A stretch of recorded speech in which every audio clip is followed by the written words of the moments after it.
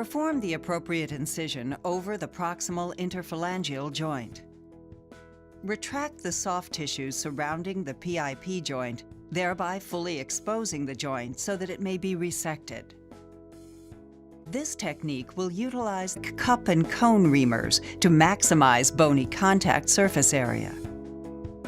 Using the proximal phalanx, or cup reamer, ream the proximal phalanx until the desired resection is achieved. Then ream the middle phalanx using the middle phalanx or cone reamer.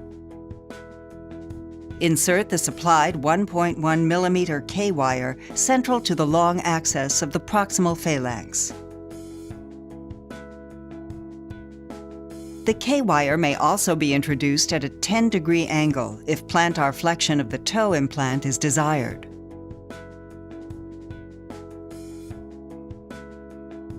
Advance the supplied cannulated drill bit over the K-wire into the proximal phalanx until the laser mark line has reached the reamed surface.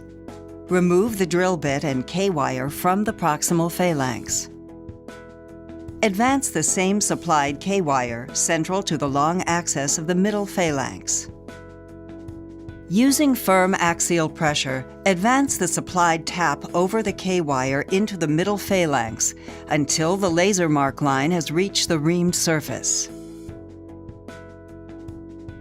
Thread the cannulated implant over the K-wire and screw into the middle phalanx up to the laser marking line on the implant.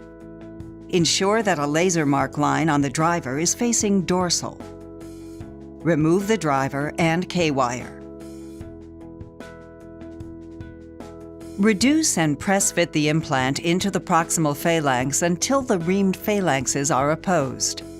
Ensure that all 3 barbs of the proximal implant are inserted into the proximal phalanx.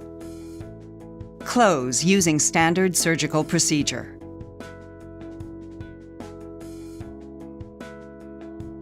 ToeTac is a cannulated implant that allows for the supplied K-wire to be retrograded proximally into the metatarsal to stabilize the DIP and MTP joint.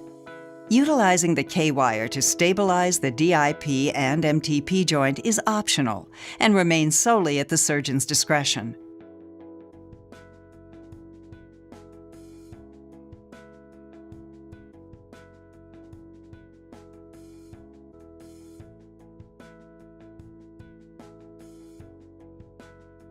Using a small power saw, cut the implant in half at the osteotomy site.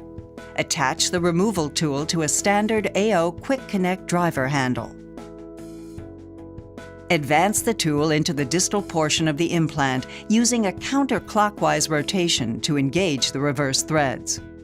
Continue rotating until the implant is removed. Remove the proximal portion of the implant with the same technique.